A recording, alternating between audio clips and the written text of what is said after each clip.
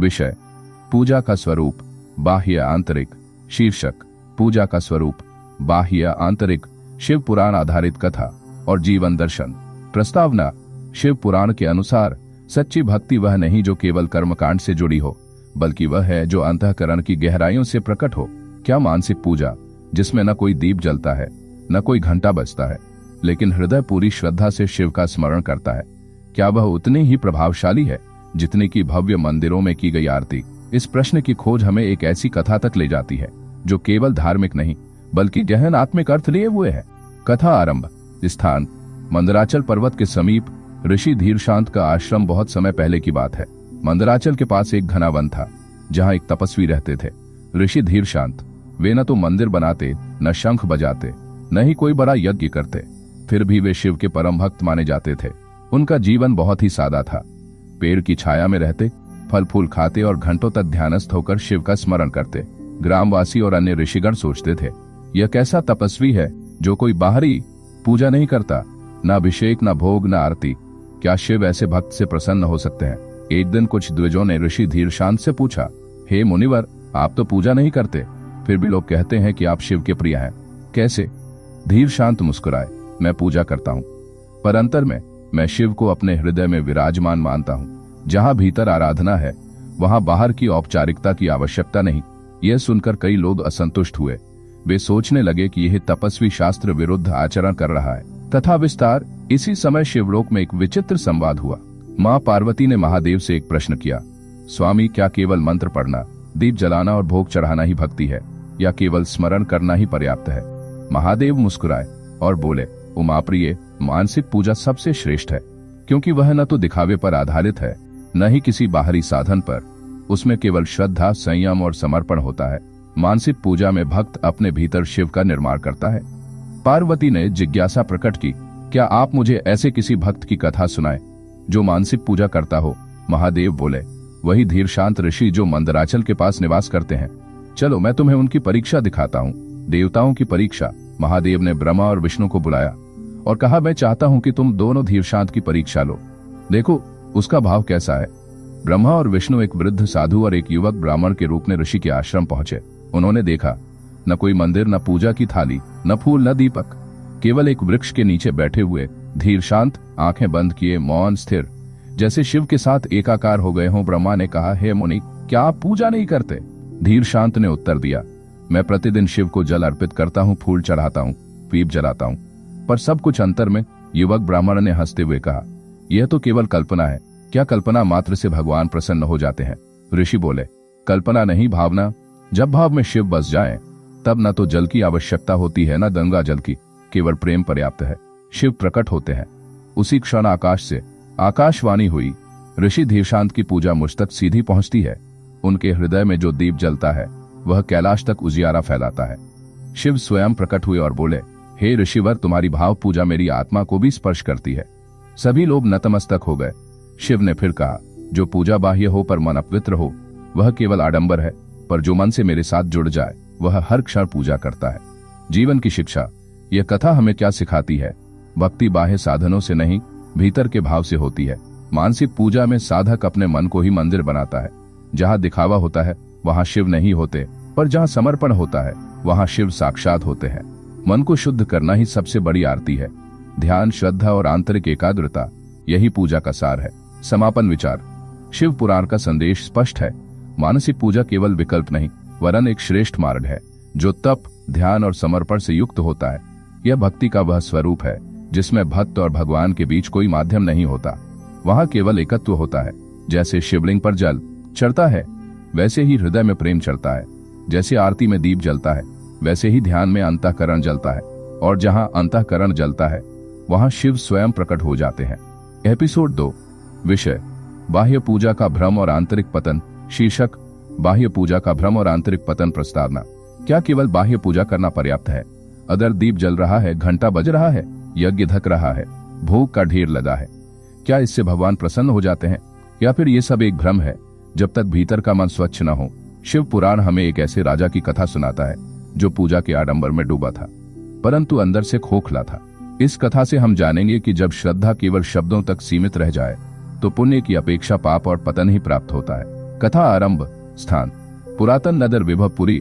राजा विश्वरथ का राज्य बहुत प्राचीन काल की बात है। हिमालय की तलहटी में एक विशाल और समृद्ध नगर था, विभवपुरी।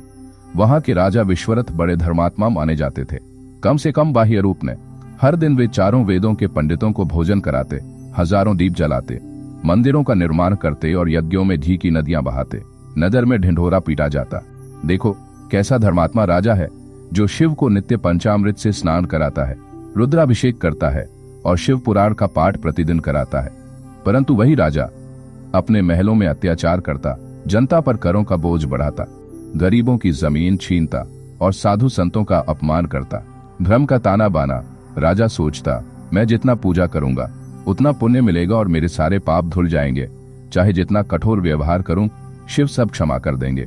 शिव पुराण में कहा गया है, जो पूजा को पाप की ढाल बनाता है वह न केवल धर्म का अपमान करता है बल्कि स्वयं अपने अंत को बुलाता है। इसी भ्रम में राजा विश्वरथ हर वर्ष महाशिवरात्रि यज्ञ महोत्सव कराता। इस अवसर पर 11 लाख दीपक जलाए जाते, 108 गायों को दान किया जाता और 1008 ब्राह्मणों को स्वर्ण मुद्राएं दी जाती। परंतु उसी समय राजा के आदेश से कई किसानों की जमीन छीन ली जाती ताकि यज्ञशाला बन सके। संतों के आश्रम उजाड़ दिए जाते ताकि नया मंदिर बन सके। शिव की दृष्टि। कैलाश पर बैठकर महादेव मुस्कुराए।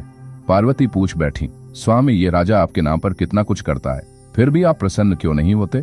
महादेव ने उत्तर दिया, ये कहानी सुनकर आपकी रूह काम जाए। 1980 के दशक में अमेरिका के अलास्का में एक ऐसी दहशत फैली जो रेड लाइट एरिया की कई लड़कियों को निगल गई। लड़कियां एक एक करके गायब होती रही। कोई सबूत नहीं, कोई बॉडी नहीं और कोई सुराग भी नहीं। पुलिस के पास मिसिंग पर्संस की लिस्ट लंबी होती जा रही थी, लेकिन लोगों को लगने लगा था कि शायद ये कोई गैंग है या कोई रैकेट। लेकिन सच्चाई उससे भी ज्यादा डरावनी थी। 1983 में एक अधमरी हालत में एक 19 साल की लड़की सिंडी पॉल्सन बिना कपड़ों के पुलिस स्टेशन पहुंचती है। कांपती आवाज में वो जो बताती है वो सुनकर पुलिस भी सन्न रह जाती है। इस पूरे केस का मास्टरमाइंड था रॉबर्ट हॉन्सन उर्फ द बेकरी बचर। दिन में एक आम बेकरी चलाने वाला शख्स, बीवी बच्चों वाला सीधा साधा इंसान लगता था, लेकिन रात के अंधेरे में वो एक सीरियल किलर बन जाता था। रॉबर्ट रेड लाइट एरिया से खास तौर पर प्रोस्टिट्यूट लड़कियों को टारगेट करता, उन्हें अपने प्राइवेट प्लेन से 80 किलोमीटर दूर जंगल में ले जाता, जहां उसका फार्म हाउस था। वहां उनके साथ दरिंदगी करता, उन्हें पीटता और फिर। राजा विश्वरथ, तेरी पूजा स्वीकार नहीं की गई क्योंकि तूने अपने अहंकार से शिव को दरकिनार कर दिया। राजा डर से कांपने लगा। प्रभु, मैंने तो लाखों दीप जलाए, रुद्राभिषेक किया, स्वर्ण दान दिया। महादेव स्वयं प्रकट हुए और एक गरीब को अपमानित किया, एक संत को तिरस्कृत किया और सबसे बढ़कर अपनी आत्मा को खो दिया। शिव का उपदेश। शिव बोले, हे राजन, पूजा वह नहीं जो केवल आंखों से दिखे, पूजा वह है जो अंतरात्मा में घटे। दीपक बाहर जलता है पर मन में अंधकार हो तो वह पूजा नहीं, व्यापार है। यज्ञ की अग्नि तब तक व्यर्थ है जब तक भीतर की दुर्भावना भस्म न हो। मानसिक पूजा वही है जहां भक्त स्वयं को समर्पित करता है, न कि अपने पुण्य का विज्ञापन करता है। राजा फूट फूट कर रोने लगा। प्रभु, अब मैं क्या करूं? शिव बोले, अब तू तिलक नहीं, त्याग कर। फूल नहीं, सेवा चढ़ा, दीप नहीं, करुणा जलाकर देख। और सबसे पहले अपने मन के शिव को पहचान। जीवन की शिक्षा। बाहरी पूजा तभी फलदायक होती है जब आंतरिक श्रद्धा हो।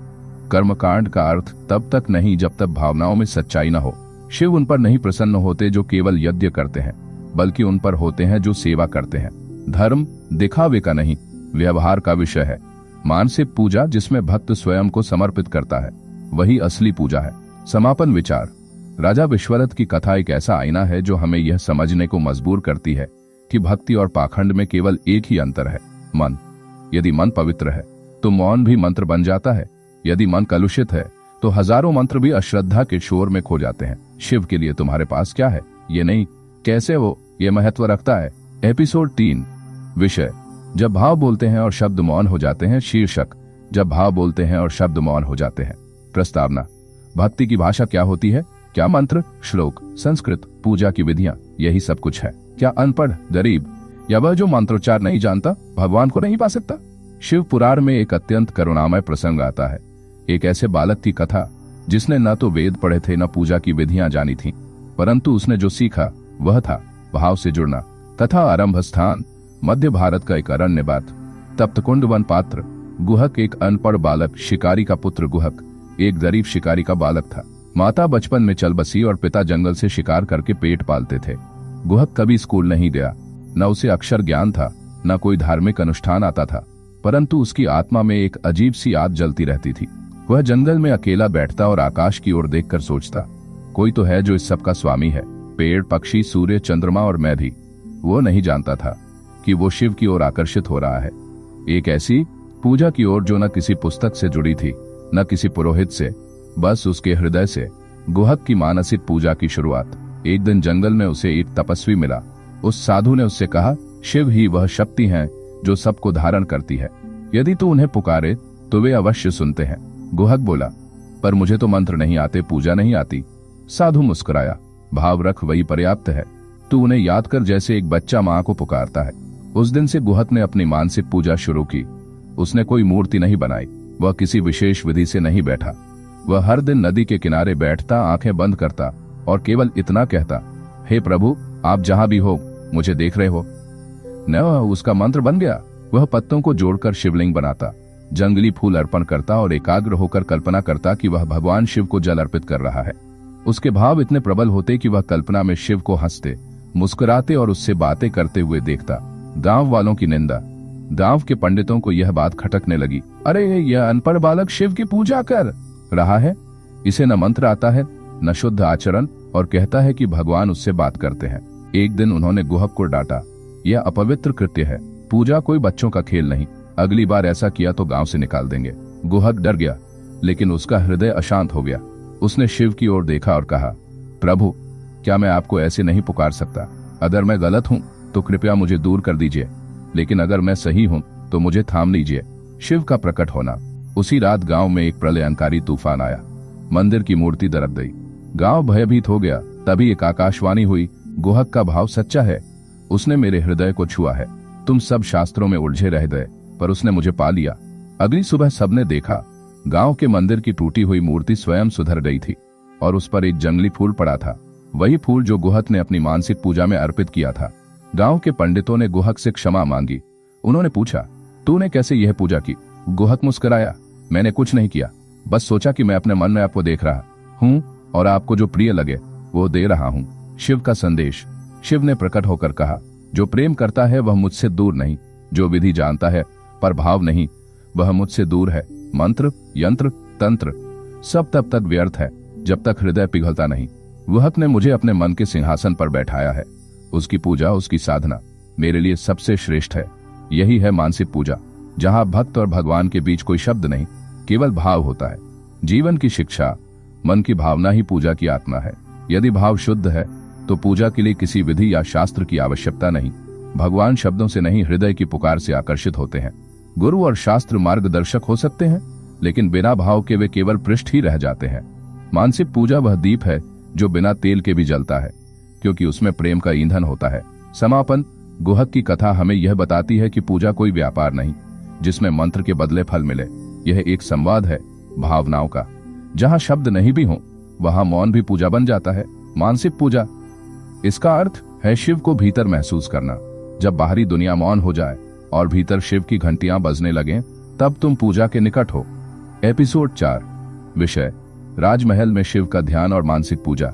शीर्षक, राजमहल में शिव का ध्यान और मानसिक पूजा। प्रस्तावना, क्या एक राजघराने की रानी जो महल की संपत्ति और ऐश्वर्य में घिरी हुई हो, अपनी मानसिक पूजा के द्वारा शिव को प्राप्त कर सकती है? क्या राजमहल और सांसारिक भोग आत्मिक उन्नति में अवरोध नहीं डालते? शिव पुराण में एक रानी की कथा है जो महलों में रहने के बावजूद अपने हृदय में शिव का ध्यान करती थी। उसकी साधना में धन, सुख और शांति की कोई भूमिका नहीं थी, केवल एक भावना थी जो शिव तक पहुंचने की थी। कथा आरंभ। स्थान, एक समृद्ध और विशाल राज्य, इंद्रपुरी पात्र।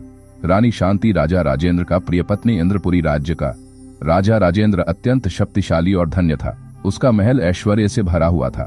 वहां कोई भी कमी नहीं थी। अनगिनत नौकर, सुंदर बगीचे, विशाल महल और महंगे रत्न। लेकिन सबसे विशेष थी रानी शांति, जो न केवल सौंदर्य में अद्वितीय थी बल्कि उसकी एक गहरी आंतरिक श्रद्धा थी। रानी शांति को हर समय हर एक वस्तु में एक गहरी तृप्ति की तलाश रहती थी। वह राजमहल में अकेले बैठकर सोचती, क्या ये सब सच में मुझे शांति दे पाएगा? क्या ये रत्न और आभूषण आत्मा को संतुष्ट कर सकते हैं? रानी के हृदय में यह प्रश्न था, क्या सुख, भोग और ऐश्वर्य अंततः आत्मा को शांति दे सकते हैं? रानी की मानसिक पूजा। रानी शांति के पास न तो समय था, न साधन और न ही किसी पूजा का व्यवस्थित तरीका था, लेकिन उसने एक तरीका अपनाया, साक्षात्कार का ध्यान। वह महल की झील के किनारे अकेले बैठकर अपनी आंखें बंद कर देती और शिव का ध्यान करती। वह जानती थी कि शिव केवल बाहरी पूजा से नहीं बल्कि एकाग्र चित्त से पुकारे जाते हैं। रानी ने सोचा, शिव को मन से महसूस करना ही असली पूजा है। किसी शास्त्र या मंत्र से क्या फर्क पड़ता है यदि मन का ध्यान भटका रहे? वह दिन में कई बार अपने महल की सुंदरता से दूर शांत वातावरण में बैठकर अपनी आंखें बंद कर लेती और शिव को हृदय में साक्षात अनुभव करने की कोशिश करती। कभी नदी की शांत लहरों में तो कभी महल के बगीचे में वह बिना शब्दों के केवल अपने मन की श्रद्धा से शिव को ध्यान करती थी। शिव पुराण में कहा गया है, मनुष्य जो भी आंतरिक रूप से अनुभव करता है वही वह सच्ची पूजा होती है। रानी ने यह साधना बिना किसी वादे, बिना किसी शर्त के की थी। उसके मन में केवल एक प्रश्न था, हे शिव, क्या तुम मेरे भीतर हो? रानी की मानसिक पूजा का असर। रानी शांति की साधना में एक अद्वितीय परिवर्तन आया। जिस समय वह मानसिक पूजा करती, एक अजीब सी शांति और संतुलन महसूस होता। महल की चहल पहल, नौकरों की आवाजें और राजमहल का शोर भी अब उसे विक्षिप्त नहीं करता था। उसकी मानसिक शांति एक अद्भुत स्थिरता से भर रही थी। एक दिन जब रानी अपने शयन कक्ष में शांत बैठी थी, अचानक महल में एक अद्भुत घटना घटी। रानी के कमरे की दीवारों से हल्की रोशनी निकलने लगी और आकाशवाणी हुई, रानी शांति, तुम्हारी मानसिक पूजा को हम स्वीकार करते हैं। तुम्हारा हृदय शुद्ध है और तुम्हारे भाव सच्चे हैं। रानी शांति ने यह आकाशवाणी सुनी और उसके बाद उसकी आंखों में आंसू थे। आंसू भी एक श्रद्धा के, एक आंतरिक शांति के। राजा का विस्मय और शिव का आशीर्वाद। रानी की साधना और ध्यान ने धीरे धीरे महल में एक अद्भुत बदलाव लाया। राजा राजेंद्र ने देखा कि रानी शांति में एक गहरी आंतरिक शांति है जो पहले नहीं थी। वह एक दिन रानी के पास गए और पूछा, राज्ञी, क्या बदलाव है? तुम पहले जैसी ही खूबसूरत हो, पर तुम्हारी आंखों में एक अलग ही शांति है। क्या तुम किसी नए रहस्य को जान चुकी हो? रानी ने मुस्कुराकर उत्तर दिया, राजन, यह वह शांति है जो हमें बाहर से नहीं मिल सकती। ये केवल हमारे भीतर से निकलती है। मैंने शिव के दर्शन किए हैं और अब मुझे लगता है कि वह मेरी हर सांस में है। राजा ने रानी से कहा, तो क्या मैं भी शिव को महसूस कर सकता हूँ? रानी ने उत्तर दिया, तुम्हारी सारी भव्यता और ऐश्वर्य इस शांति के आगे कुछ भी नहीं है। तुम्हारे पास शिव का ध्यान करने का समय नहीं है, लेकिन तुम जहां भी हो वहीं से एक साधारण मन से पूजा कर सकते हो। यही मानसिक पूजा का वास्तविक रहस्य है। शिव का उपदेश। महादेव ने स्वयं रानी शांति को दर्शन दिए और कहा, हे रानी, जो तुच्छ भोग से संतुष्ट होते हैं वे कभी भी सच्ची शांति नहीं पा सकते। जो मन को नियंत्रित कर उसे एकाग्र करता है वह मुझसे साक्षात्कार करता है। जो अपनी आंतरिक पूजा से मुझे प्राप्त करता है वह न केवल धन्य होता है बल्कि उसे हर सुख का अनुभव होता है। जीवन की शिक्षा। राजमहल और संसारिक भोग से शांति नहीं मिलती, केवल आंतरिक साधना से मिलती है। मानसिक पूजा कोई शर्त नहीं बल्कि एक निरंतरता है, जहां हमें बिना शब्दों के अपने हृदय में भगवान को महसूस करना होता है। शिव की पूजा बाहरी वस्तुओं से नहीं, हृदय से होती है। रानी शांति ने हमें यह सिखाया कि साधना कहीं भी हो सकती है, महल में, जंगल में या साधारण जीवन में। जो व्यक्ति बाहरी सुखों में खोकर अपने आंतरिक संसार को अनदेखा करता है वह शांति से दूर होता है। समापन। रानी शांति की कथा हमें यह बताती है कि बाहरी भोग, ऐश्वर्य और भौतिक सुख केवल क्षणिक होते हैं। असली शांति और संतुष्टि मानसिक पूजा के द्वारा ही मिलती है और यह किसी महल, संपत्ति या भौतिक वस्तु पर निर्भर नहीं होती। जब हम अपने मन की गहराई से शिव को महसूस करते हैं तब हम वास्तविक शांति की ओर बढ़ते हैं। एपिसोड 5। विषय, एक साधु की कथा जिसने बिना किसी साधन के केवल श्रद्धा से शिव को प्राप्त किया। शीर्षक, एक साधु की कथा जिसने बिना किसी साधन के केवल श्रद्धा से शिव को प्राप्त किया। प्रस्तावना। कभी कभी हमें लगता है कि एक साधना या पूजा के लिए विशेष साधन या स्थान चाहिए, जैसे कोई विशेष व्रत या मंत्र की गिनती। लेकिन शिव पुराण हमें यह सिखाता है कि सच्ची श्रद्धा ही वह साधन है जो भगवान तक पहुंचने का मार्ग प्रशस्त करती है। इस एपिसोड में हम एक साधु की कथा सुनेंगे जिसने अपनी पूरी साधना बिना किसी बाहरी साधन के केवल श्रद्धा से की और शिव से दर्शन प्राप्त किए। कथा आरंभ। स्थान, हिमालय की तलहटी में एक आश्रम पात्र। एक वृद्ध साधु जिसका नाम था कश्यप एक वृद्ध साधु थे जो हिमालय की एक शांत गुफा में निवास करते थे। उनके पास न तो कोई आसन था, न ही कोई शास्त्र। वह न तो किसी मंदिर जाते थे, न ही कोई धार्मिक विधियां करते थे। उनके पास बस एक साधन था, श्रद्धा। उनका जीवन केवल एक उद्देश्य से जुड़ा था, शिव की प्राप्ति। कश्यप का दिन इस प्रकार व्यतीत होता। सुबह होते ही वह गुफा से बाहर निकलते, नदी के किनारे बैठते और अपनी आंखें बंद कर शिव के ध्यान में लीन हो जाते। उनके पास न कोई प्रतिमा थी, न कोई पूजा की सामग्री, केवल मन की गहरी श्रद्धा थी जो उनकी आंखों से साफ झलकती थी। कश्यप का जीवन सरल था, लेकिन उसकी साधना में एक गहरी शक्ति थी। उन्होंने कभी शारीरिक तपस्या या कठिन व्रतों का पालन नहीं किया। वह निष्कलंक भाव से शिव की पूजा करते थे। उनके मन में एक सवाल हमेशा रहता, क्या शिव मुझसे मिल सकते हैं? क्या मेरी श्रद्धा इतनी मजबूत है कि वह भगवान तक पहुंच सकती है? शिव से मिलन। एक दिन कश्यप आश्रम के बाहर ध्यानमग्न थे। अचानक उन्होंने महसूस किया कि उनके आसपास का वातावरण बदल गया है। उनके हृदय में एक हलचल सी उठी और फिर उन्होंने सुना, तुमने जो पूजा की है वह केवल शब्दों और मंत्रों से नहीं, बल्कि हृदय की गहराई से की है। यह आवाज उनकी आत्मा से आ रही थी। वह पहचान गए कि यह शिव का संदेश था। कश्यप ने अपनी आंखें खोली और सामने एक दिव्य रूप में शिव प्रकट हुए। उनके शरीर से नील प्रकाश निकल रहा था और उनका चेहरा एक अतुलनीय शांति से चमक रहा था। कश्यप ने शिव के चरणों में सिर झुका दिया और कहा, हे महादेव, मैं न तो कोई तपस्वी हूं, न मुझे कोई विशेष शक्ति प्राप्त है। मेरी पूजा केवल श्रद्धा से है। क्या आप मुझे स्वीकार करेंगे? शिव मुस्कुराए और बोले, तुमने किसी विधि, किसी सामग्री या किसी शास्त्र का पालन नहीं किया, फिर भी तुम्हारे हृदय में श्रद्धा थी और यही श्रद्धा तुम्हारी असली साधना बन गई। यही तो वह साधन है जो मुझे आकर्षित करता है। शिव का उपदेश। शिव ने कश्यप से कहा, साधना का अर्थ यह नहीं है कि कोई विशेष व्रत, मंत्र या तपस्या करनी चाहिए। साधना का असली अर्थ है एकाग्रता और श्रद्धा। जब तुम किसी से पूरी श्रद्धा से जुड़ते हो तो वही तुम्हारी साधना होती है। कश्यप ने पूछा, लेकिन महादेव, क्या बिना किसी विधि के हम भगवान को पा सकते हैं? शिव ने उत्तर दिया, हर विधि की अपनी महिमा है, लेकिन वे सभी विधियां तभी प्रभावी होती हैं जब उनमें श्रद्धा का तत्व हो। यदि तुम्हारा हृदय शुद्ध है तो तुम्हारे बिना शर्त के भाव ही तुम्हारी पूजा का रूप बनते हैं। जब तुम पूरी निष्ठा से किसी से प्रेम करते हो तब तुम उसकी आंतरिक शक्ति से जुड़ते हो। यही तुम्हारी साधना है। कश्यप की साधना का फल। कश्यप ने यही समझा कि जो पूजा वह कर रहे थे वह केवल शब्दों या बाहरी वस्तुओं से नहीं, बल्कि उनके हृदय के भीतर के भावों से जुड़ी हुई थी। उनकी साधना इतनी शुद्ध थी कि शिव ने स्वयं आकर उन्हें दर्शन दिए। शिव ने कश्यप को आशीर्वाद देते हुए कहा, तुम्हारी साधना सच्ची है, क्योंकि उसमें किसी प्रकार का अहंकार या शर्त नहीं थी। तुमने मुझे बिना किसी मांग के श्रद्धा से पाया है। यही असली पूजा है। जीवन की शिक्षा। श्रद्धा सबसे शक्तिशाली साधन है। यदि हृदय में सच्ची श्रद्धा हो तो किसी भी साधन की आवश्यकता नहीं है। केवल भाव से ही भगवान के करीब पहुंच सकते हैं। साधना न तो किसी विशेष विधि पर निर्भर होती है, न किसी मंत्र पर। जब हम हृदय से किसी से जुड़ते हैं तब वही हमारी साधना होती है। जो बाहरी साधनों से अज्ञात होते हैं उनका हृदय और भाव भगवान से जुड़ा रहता है। बिना शर्त के श्रद्धा, बिना किसी बाधा के भगवान से मिलने का सबसे सरल रास्ता है। ईश्वर से मिलने के लिए किसी असाधारण साधन की आवश्यकता नहीं है, केवल एक साधारण हृदय और एक निष्ठा भरा मन चाहिए। शिव ने हमें यह सिखाया कि असली साधना वह है जो अहंकार, दिखावा और किसी शर्त से मुक्त हो। समापन। कश्यप की कथा हमें यह बताती है कि भगवान तक पहुंचने के लिए किसी विशेष विधि की आवश्यकता नहीं होती, बल्कि श्रद्धा और भक्ति ही वह साधन है जो हमें शिव से जोड़ता है। यह अध्याय हमें यह सिखाता है कि हमारी साधना का असली रूप हमारी निष्ठा, समर्पण और हृदय की शुद्धता में है। एपिसोड 6। विषय, किस प्रकार एक व्यापारी ने अपनी मानसिक पूजा से भगवान शिव को प्राप्त किया बिना किसी धार्मिक कर्म के। शीर्षक, किस प्रकार एक व्यापारी ने अपनी मानसिक पूजा से भगवान शिव को प्राप्त किया बिना किसी धार्मिक कर्म के। प्रस्तावना। धार्मिक कर्म, पूजा, व्रत और साधना में हमें अक्सर लगता है कि ईश्वर तक पहुंचने के लिए विशेष प्रकार के कार्यों की आवश्यकता होती है। लेकिन क्या एक सामान्य व्यक्ति जो सांसारिक कार्यों में व्यस्त है मानसिक पूजा से भगवान तक पहुंच सकता है?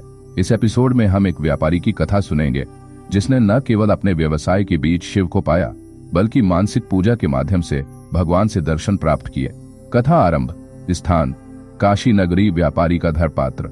रघु। एक व्यापारी। किसी समय काशी नगरी में एक व्यापारी रहता था जिसका नाम रघु था। रघु एक बहुत ही बुद्धिमान और समृद्ध व्यापारी था, लेकिन वह जीवन में एक गहरी असंतोष की भावना महसूस करता था। उसका पूरा दिन व्यापार में ही बिता जाता था और उसे लगता था कि व्यापार की दौड़ में उसे आत्मिक संतुष्टि नहीं मिल रही थी। वह बार बार सोचता था, क्या व्यापार और संपत्ति के बाद भी जीवन में कोई वास्तविक शांति है? रघु का जीवन बहुत व्यस्त था। सुबह से शाम तक व्यापार में व्यस्त रहता, ग्राहकों से सौदा करता और मुनाफे की योजना बनाता, लेकिन भीतर ही भीतर वह इस जीवन से संतुष्ट नहीं था। एक दिन वह काशी के एक मंदिर में गया और शिव की मूर्ति के सामने खड़ा होकर सोचा, हे भगवान शिव, क्या यह सब जीवन केवल भौतिक चीजों के लिए है? क्या तुम मुझसे मिल सकते हो? रघु की आंखों में एक आशा थी, लेकिन साथ ही साथ उसे यह भी महसूस हो रहा था कि शायद उसकी साधना कभी पूरी नहीं हो सकती। वह जीवन में व्यस्त था और पूजा के लिए समय नहीं निकाल पाता था। रघु की मानसिक पूजा। एक दिन जब रघु व्यापार में बहुत व्यस्त था, उसे एक विचार आया, क्या मैं शिव को मानसिक रूप से पुकार सकता हूँ? वह इस विचार से अचंभित था। रघु ने अपनी दिनचर्या में थोड़ा परिवर्तन किया। जब भी वह ग्राहकों से सौदा करता या व्यापारिक निर्णय लेता, तो अपने हृदय में शिव का नाम लेते हुए वह मानसिक रूप से उनके साथ जुड़ने की कोशिश करता। वह जानता था कि भले ही उसके पास पूजा के लिए समय नहीं हो, लेकिन वह अपने हृदय में शुद्धता और श्रद्धा के साथ शिव को ध्यान कर सकता था। रघु अब हर दिन कुछ समय अपने कार्यों में डूबने के बाद शिव का नाम लेने लगा। वह अपने व्यापारिक सौदों में भी, अपनी चिंताओं में भी, और यहाँ तक कि जब वह अपने घर पर बैठता, तब भी वह मानसिक रूप से शिव को अपने हृदय में महसूस करता। शिव का दर्शन। रघु की मानसिक पूजा धीरे धीरे गहरी होती गई। एक दिन जब वह अपने व्यापार में कुछ कठिन निर्णय ले रहा था, अचानक उसे महसूस हुआ कि जैसे चारों ओर एक दिव्य शांति का आभास हो रहा हो। उसकी आंखों में एक चमक थी और उसका मन पूरी तरह से शांत था। वह बिना किसी विशेष पूजा या कर्म के केवल शिव के ध्यान में मग्न था, और तभी शिव ने उसका दर्शन दिया। शिव के दिव्य रूप ने रघु ने देखा कि शिव स्वयं उसके सामने खड़े थे। शिव ने रघु से कहा, तुमने किसी मंदिर में मुझे नहीं पूजा, न कोई व्रत किया, न ही किसी धार्मिक कर्म में सम्मिलित हुए, फिर भी तुमने मुझे अपने हृदय में बसाया। यही सबसे शुद्ध पूजा है। तुम्हारे हृदय में जो श्रद्धा है, वही तुम्हारी साधना बन गई है। रघु ने शिव से पूछा, महादेव, क्या कोई व्यक्ति अपने सांसारिक कार्यों में रहते हुए भी तुम्हें प्राप्त कर सकता है? शिव ने उत्तर दिया, रघु, यदि तुम्हारा हृदय शुद्ध है तो तुम्हारे हर कार्य में मेरी उपस्थिति होगी। जो व्यक्ति सच्ची श्रद्धा से कार्य करता है, उसे बाहरी पूजा की आवश्यकता नहीं होती, वह हमेशा मेरे पास होता है। रघु की नई समझ। रघु ने शिव के दर्शन के बाद पूरी तरह से अपनी सोच बदल दी। उसने महसूस किया कि व्यवसाय और सांसारिक जीवन में व्यस्त रहते हुए भी यदि उसकी मानसिकता शुद्ध हो और वह अपने कार्यों में भगवान को समर्पित कर दे, तो वह सच्ची पूजा कर सकता है। रघु अब अपने व्यापार को केवल व्यवसाय नहीं, बल्कि भगवान की सेवा के रूप में देखता था। वह हर सौदे, हर निर्णय और हर ग्राहक से जुड़ते हुए मानसिक रूप से भगवान शिव से मार्गदर्शन प्राप्त करता था। उसे अब कभी भी इस दुनिया के माया मोह में उलझने का डर नहीं था, क्योंकि वह जानता था कि हर कार्य में भगवान शिव की उपस्थिति है। शिव का उपदेश। शिव ने रघु से कहा, संसार में व्यस्त रहते हुए भी जब तुम अपने कार्यों को श्रद्धा से करते हो, तो वह कार्य पूजा में बदल जाता है। एक व्यक्ति के कार्य में जब भगवान का आशीर्वाद होता है, तो वह कार्य केवल सांसारिक नहीं रहता, बल्कि वह एक दिव्य कार्य बन जाता है। शिव ने यह भी कहा, जो भगवान को अपने हृदय में बसाता है, वह किसी भी स्थान या समय पर पूजा कर सकता है। तुम्हारी पूजा अब तुम्हारे कार्यों में है और यही तुम्हारी सच्ची साधना है। जीवन की शिक्षा। सांसारिक कार्यों में भी भगवान की उपस्थिति महसूस की जा सकती है। जब हम अपने कार्यों को श्रद्धा और समर्पण से करते हैं, तो वे कार्य पूजा बन जाते हैं। धार्मिक कर्मों से अधिक महत्वपूर्ण है हृदय की शुद्धता और श्रद्धा। जब हम अपने दिल से भगवान से जुड़ते हैं, तो कोई भी कर्म आत्मिक साधना बन जाता है। व्यस्त जीवन में भी मानसिक पूजा संभव है। यदि हम अपनी मानसिकता शुद्ध रखें और हर कार्य में भगवान को शामिल करें, तो यह हमारी साधना बन जाती है। शिव ने हमें यह सिखाया कि पूजा केवल मंदिर या शास्त्रों से नहीं होती, बल्कि यह हर कार्य में हमारी श्रद्धा से होती है। एपिसोड 7। विषय, किस प्रकार एक शरणागत ने शिव के चरणों में अपनी पूरी दुनिया समर्पित कर दी। शीर्षक, किस प्रकार एक शरणागत ने शिव के चरणों में अपनी पूरी दुनिया समर्पित कर दी। प्रस्तावना, जब जीवन में मुश्किलें आती हैं, तब हमें अपनी शक्तियों और साधनों से परे भगवान की शरण में जाना चाहिए। शरणागति का अर्थ है पूर्ण आत्मसमर्पण, जहां हम अपनी सभी इच्छाओं, भय और चिंताओं को भगवान के चरणों में अर्पित कर देते हैं। इस एपिसोड में हम एक ऐसे व्यक्ति की कथा सुनेंगे जिसने अपनी दुनिया को पूरी तरह से शिव के चरणों में समर्पित कर दिया और शिव ने उसे आशीर्वाद दिया। कथा आरंभ। स्थान, काशी नगरी, एक छोटा सा गांव। पात्र, शिवनाथ। एक शरणागत व्यक्ति। कई वर्ष पहले काशी नगरी के पास एक छोटे से गांव में एक व्यक्ति रहता था जिसका नाम था शिवनाथ। शिवनाथ गरीब था, लेकिन उसका हृदय बहुत ही शुद्ध था। वह किसी धार्मिक क्रियाकलाप में भाग नहीं लेता था क्योंकि वह समझता था कि आत्मा की शांति किसी बाहरी कर्म से नहीं बल्कि भीतर से मिलती है। लेकिन उसका जीवन दुखों से भरा हुआ था। उसकी पत्नी की मृत्यु हो गई थी और उसके पत्नी की मृत्यु हो गई थी। बच्चे भी बहुत बीमार थे। वह दिन प्रतिदिन भगवान से प्रार्थना करता था, लेकिन किसी परिणाम की उम्मीद नहीं करता था। एक दिन जब वह अत्यधिक निराश हो गया और जीवन से पूरी तरह थक चुका था, उसने एक गहरी शरणागति का निर्णय लिया। शिवनाथ ने सोचा, यदि इस संसार में कोई शक्ति है तो वह भगवान शिव ही है। मैं अपनी पूरी दुनिया को उनके चरणों में समर्पित करता हूँ और अगर वे मुझे आशीर्वाद देंगे तो जीवन में शांति मिल सकती है। शरणागति का निर्णय। शिवनाथ ने गांव के मंदिर में जाने का निर्णय लिया।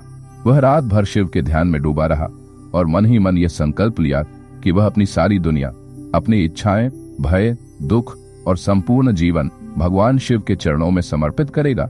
अगले दिन वह मंदिर में गया और शिव की मूर्ति के सामने गिर पड़ा। उसकी आंखों से आंसू बह रहे थे और उसने भगवान से कहा, हे महादेव, मैं तुम्हारे चरणों में अपनी पूरी दुनिया समर्पित करता हूँ। मेरे पास कोई दूसरा उपाय नहीं है, केवल तुम्हारी कृपा चाहिए। शिवनाथ ने अपनी संपूर्ण इच्छाओं और दर्द को भगवान शिव के चरणों में अर्पित कर दिया। उसकी श्रद्धा और समर्पण ने उसे एक गहरे मानसिक शांति का अनुभव कराया। शिव का दर्शन। रात को जब शिवनाथ सो रहा था तब उसे स्वप्न में भगवान शिव का दर्शन हुआ। शिव ने उसे आशीर्वाद देते हुए कहा, शिवनाथ, तुमने अपनी इच्छाओं और दुखों को मेरे चरणों में अर्पित कर दिया है। यह शरणागति सबसे बड़ी साधना है। मैं तुम्हारी मदद करूंगा और तुम्हारे जीवन में शांति लाऊंगा। शिवनाथ की आंखें खुली और उसने महसूस किया कि उसके भीतर एक गहरी शांति आ गई थी। उसे यह अनुभव हुआ कि भगवान शिव ने उसे पूरी तरह स्वीकार किया है। अब वह किसी भी समस्या से डरता नहीं था, क्योंकि उसने भगवान के प्रति अपनी श्रद्धा को पूरी तरह से समर्पित कर दिया था। शिव का उपदेश। शिवनाथ ने भगवान शिव से पूछा, महादेव, मैंने अपने जीवन में कितनी कठिनाइयां झेली हैं और अब जब मैंने आपको अपनी दुनिया समर्पित कर दी है तो क्या आप मुझे शांति देंगे? शिव ने उत्तर दिया, तुमने अपनी इच्छाओं और कष्टों को मेरी शरण में समर्पित किया है। जब कोई व्यक्ति अपने हृदय से शरणागत हो जाता है तो भगवान उसकी मदद करते हैं। यह शरणागति ही सबसे बड़ा बल है, क्योंकि जब हम भगवान के चरणों में समर्पण करते हैं तो उनका आशीर्वाद हमारे जीवन में शांति और सुख लाता है। शिव ने आगे कहा, शरणागति का अर्थ है पूर्ण विश्वास और समर्पण। जब तुम पूरी तरह से भगवान के प्रति समर्पित हो जाते हो तो भगवान तुम्हारे जीवन में अपनी कृपा से आशीर्वाद देते हैं। शिवनाथ की नई जिंदगी। कुछ ही समय में शिवनाथ का जीवन बदलने लगा। उसकी बीमारियां ठीक होने लगी, उसकी आर्थिक स्थिति सुधरी और उसके जीवन में शांति आई। वह अब समझने लगा कि जब हम अपने जीवन को भगवान के चरणों में समर्पित करते हैं तो सारी चिंता और संघर्ष समाप्त हो जाते हैं। उसने भगवान शिव के प्रति अपने विश्वास को और भी गहरा किया और जीवन को एक नए दृष्टिकोण से देखा। अब शिवनाथ ने अपने जीवन में केवल एक ही उद्देश्य रखा, भगवान शिव की शरण में रहना और अपने हर कार्य को श्रद्धा और समर्पण से करना। उसे अब कोई दुख या परेशानी नहीं लगी, क्योंकि वह जानता था कि भगवान उसके साथ है। जीवन की शिक्षा। शरणागति सबसे बड़ी साधना है। जब हम अपनी इच्छाओं और दुखों को भगवान के चरणों में अर्पित कर देते हैं तो हमारी साधना पूरी होती है। पूर्ण आत्मसमर्पण से भगवान का आशीर्वाद प्राप्त होता है। जो व्यक्ति अपने जीवन को भगवान के चरणों में समर्पित करता है वह कभी भी अकेला नहीं होता। जब हम भगवान को अपनी चिंता और कष्ट समर्पित करते हैं तो वे हमें शांति और आशीर्वाद देते हैं। शरणागति से मन की शांति मिलती है और जीवन में संतुलन आता है। भगवान शिव ने हमें यह सिखाया कि शरणागति से हम अपने दुखों से मुक्त हो सकते हैं और अपने जीवन को सार्थक बना सकते हैं। समापन। शिवनाथ की कथा हमें यह सिखाती है कि जब हम पूरी श्रद्धा और विश्वास के साथ भगवान के चरणों में समर्पण करते हैं तो वह हमें कभी असफल नहीं होने देते। शरणागति एक ऐसी साधना है जो हमारे जीवन को शांति और संतोष से भर देती है। भगवान शिव के आशीर्वाद से जीवन में हर संकट से पार पाया जा सकता है। एपिसोड 8।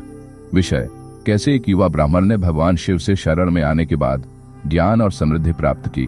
शीर्षक, कैसे एक युवा ब्राह्मण ने भगवान शिव से शरण में आने के बाद ज्ञान और समृद्धि प्राप्त की। प्रस्तावना।